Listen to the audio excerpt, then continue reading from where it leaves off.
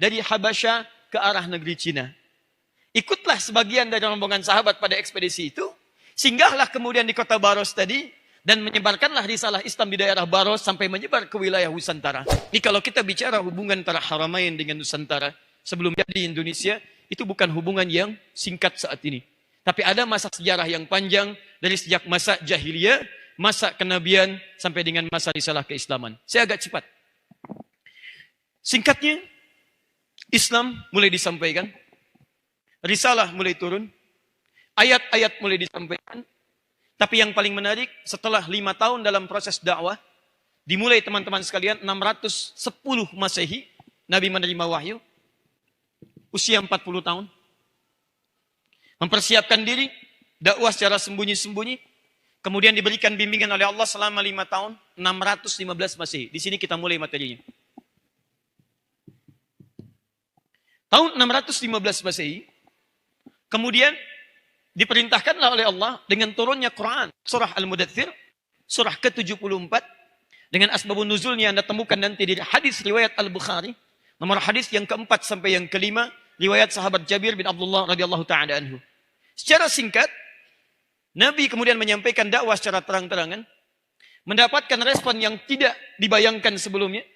Ada yang kemudian mencela, tidak sedikit yang meragukan, bahkan ada yang sampai menyakiti secara fisik. Singkatnya, Nabi meminta di antara para sahabat untuk sebagian berhijrah, mendapatkan tempat yang baik untuk menyelaraskan dan melanjutkan ajaran nilai keislaman. Maka 615 Hijriah ditandai dengan gelombang pertama hijrah, sahabat Nabi dipimpin oleh Ja'far bin Abdul Muttalib radhiyallahu ta'ala anhu ke satu negeri disebut dengan Habasyah. Sekarang dikenal dengan Ethiopia. Fokus. Ini jarang disebutkan dalam sejarah dan ada beberapa bagian yang harus kita perdalam kembali. Hijrah sebagian ke Habasyah, tapi ada yang tidak tercatat dalam sejarah. Dalam ekspedisi hijrah itu, tiba-tiba setelah sampai di sana, diterima oleh Raja Najasyi, dan kemudian di akhir fatrah masuk Islam, yang paling menarik adalah ekspedisi diadakan pada saat itu, dari Ethiopia, dari Habasyah ke arah negeri Cina. Ikutlah sebagian dari rombongan sahabat pada ekspedisi itu, singgahlah kemudian di kota Baros tadi, dan menyebarkanlah risalah Islam di daerah Baros sampai menyebar ke wilayah Nusantara. Dari situlah kemudian dimulai penyebaran agama Islam sampai ke wilayah dari mulai Sumateranya sampai dengan ke ujung Papuanya. Sampai menyebar ada Malaysianya, Filipina bagian selatannya, Thailand bagian selatannya, ada Brunei Darussalamnya, ada Rakhine dengan suku Rakhine-nya. Jadi kalau kita berbicara tentang fase penyebaran awal keislaman, ternyata teman-teman sudah dimulai pada awal abad ke-7 Masehi. Awas, karena nanti ada seorang orientalis yang membuat rekayasa sejarah yang seakan-akan mengembangkan proses masuknya Islam ke Indonesia atau ke Nusantara, diakhirkan masanya sampai bahkan 5 abad setelahnya. Awas, hati-hati ya. Sebelum saya teruskan, saya ingin sampaikan pesan penting dulu. Teman-teman sekalian, tanpa disadari, setelah terjadi perjanjian Tordesillas tahun 1492, ada pekerjaan orientalis yang paling besar yang mereka kerjakan untuk menghambat kemajuan umat Islam kembali. Di antaranya mereka menanamkan racun-racun, bahkan pada informasi, supaya tidak diketahui dengan benar oleh umat Islam di muka bumi ini. Saya beri contoh sederhana. Fokus ini. Tahu uang 1000? Tahu. Gambarnya apa di situ? Kapiten Patimura. Saya cek lagi. Tahu uang 500? Dulu? Yang selembaran? Gambarnya apa di situ? Jangan lihat ke sini. Lihat ke atas. Baik, dalam uang 1000 ada tulisan, ada gambar Kapten Patimura. Siapa nama aslinya? Thomas Matelusi. Pertanyaan saya, kalau yang jawab bukan mahasiswa UPI, saya maklumi. Tapi kalau yang jawab mahasiswa UPI Thomas Matelusi, saya pulang. Teman-teman, siapa yang menyampaikan pada Anda kalau Kapten Patimura itu nama aslinya Thomas Matelusi? Nama aslinya itu bukan Thomas, tapi Ahmad. Ahmad Lusi.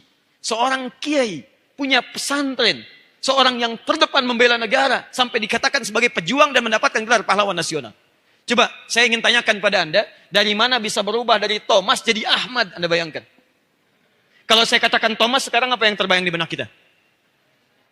Oh, jangan jauh-jauh dulu. Banyak ya, Thomas itu ada kereta-keretaan, ada mobil-mobilan, Kan? Ada piala badminton, Thomas dan sebagainya. Tapi kalau kita sebutkan Ahmad, itu gak ada yang lain. Ahmad, min ba'di ismuhu Ahmad, sekali disebutkan di Quran. Dzikra marra fil Quran fi surat As-Saff ayat as-sadisah. Surah As-Saff pada ayat yang ke-6. Ahmad, gak ada yang lain, pasti muslim. Pertanyaan saya, dari yang sederhana saja kok bisa berubah dalam nilai-nilai keislaman kita, dalam sejarah kebangsaan kita, kok bisa berubah dari Ahmad jadi Thomas? Pekerjaan siapa itu? Dan sekarang banyak nanti sebagiannya akan ada dengan keterkaitan pembahasan kita. Oh, saya datang untuk menyampaikan informasi yang sangat penting dan kita berbagi. Ya, saya bukan datang pakai sepatu biru yang nggak bisa apa-apa. Ya.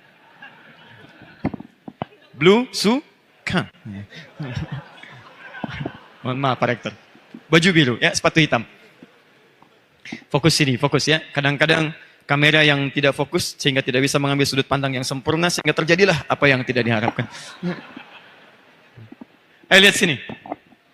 Fokus lagi. Sebagian kemudian ikut hijrah. Dan yang hijrah itu mampir di baras. Disebarkan keislaman di sana. Menyebar Islam. Tiba-tiba datang Stockholm-nya di kemudian hari mengatakan Islam baru muncul di Nusantara. Itu pada akhir abad ke-12. Datang di abad ke-7. Disebutkan di abad ke-12. Buktinya apa? Buktinya muncul kerajaan Samudra Pasai di Aceh. Teman-teman coba pikir dengan logika sederhana. Jangan ditelan mentah-mentah. Bisa tiba-tiba Islam datang langsung bikin kerajaan luar biasa. Di mana masyarakat pada saat itu? Ada nggak mungkin orang datang ke sini, saya bikin kerajaan langsung? Masya Allah. Mana kerajaan yang lainnya? Ada kerajaan Sriwijaya sebelumnya, ada kerajaan Majapahit setelahnya dan seterusnya. Jadi mustahil seseorang datang bisa langsung bikin kerajaan. Ini menunjukkan bahwa ada fase awal sebelumnya yang telah menghadirkan nilai keislaman sampai dengan ke Nusantara. Hubungan keislaman dari Haramain sampai ke Nusantara di awal abad kerasulan fase 7 Masehi. Paham sampai sini? Lihat baik-baik, saya teruskan. Berlanjut kemudian, disampaikan risalah, Rasulullah SAW meninggal dunia, wafat beliau, ajaran Islam disebarkan oleh para sahabat, menyebar kemudian Ibnu Abbas radhiyallahu ta'ala anhuma menetap di Mekah, Ubay bin Ka'ab radhiyallahu ta'ala anhu, beliau mengajar di Madinah. Muadz bin Jabal radhiyallahu ta'ala anhu, beliau kemudian mengajar di Yaman. Sebagian sahabat menyebar, Ali bin Abi Thalib radhiyallahu ta'ala anhu mengajar di Kufah dan seterusnya.